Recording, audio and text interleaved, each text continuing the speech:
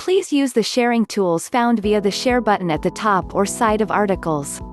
Copying articles to share with others is a breach of ft.com T&Cs and copyright policy.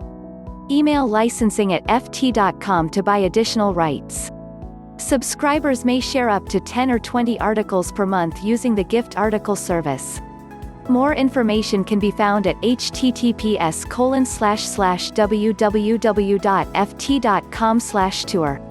https://www.ft.com/content/962F795C-58-ACT-11A-A528-DDO-F971 Russia is to hold a nationwide vote on changes to its constitution proposed by President Vladimir Putin that could tighten his grip on power.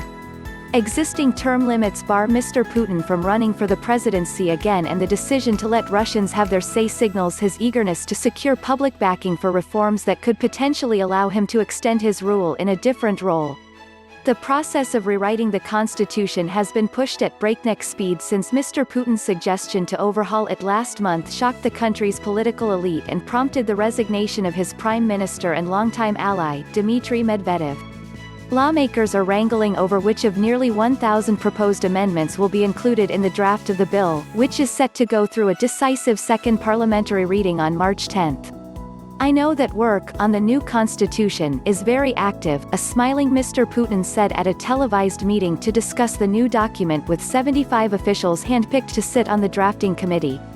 "According to the information available to me, and I'm sure you'll talk more about it today, somewhere around 900 proposals have already been received."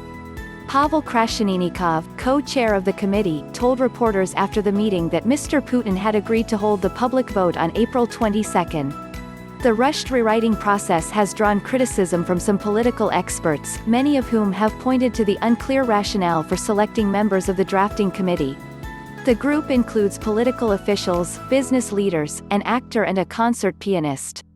Elena Isinbayeva, a retired two-time Olympic pole vault champion, told Mr. Putin at a previous meeting that she had only read the constitution when she was appointed to the committee. "There was no reason or need to do this earlier," she said. "I understand now that this is a very important book." Political analysts are divided over what role Mr. Putin could take after his fourth and final term ends in 2024 and how he will seek to extend his reign de facto. Some have suggested he could head the State Council, a ceremonial body Mr. Putin wants to give increased oversight powers over the executive.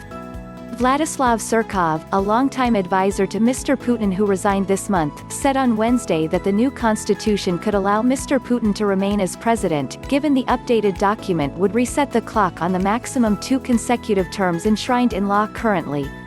If presidential powers are refined in the new constitution, then legal logic will dictate the need to start counting presidential terms again, Mr. Surkov said in an interview with a website run by one of his former colleagues.